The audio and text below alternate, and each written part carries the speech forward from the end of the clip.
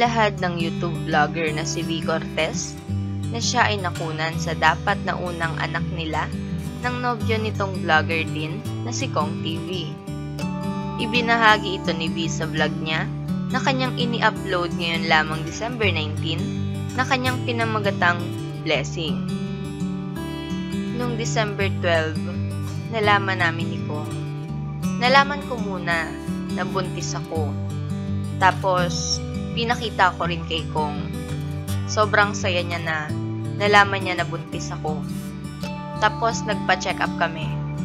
Nalaman ko na 6 weeks pregnant na ako noong December 12. Bahagi ni V. Ayon pa sa vlogger, na noong December 18 naman raw ay dinugo siya. Kahapon nakunan ako. At ngayong araw, na-confirm na wala na talaga. Nakunan pala talaga ako kahapon nung dinugo ako.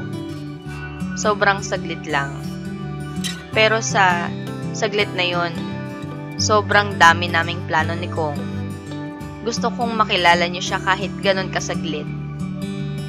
Umiiyak na bahagi ni V. Dumating siya. Blessing siya ni Lord. Pero siguro ganon talaga.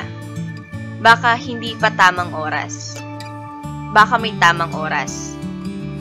Dadating din yung tamang oras. Dagdag pang sabi ni V sa kanyang vlog.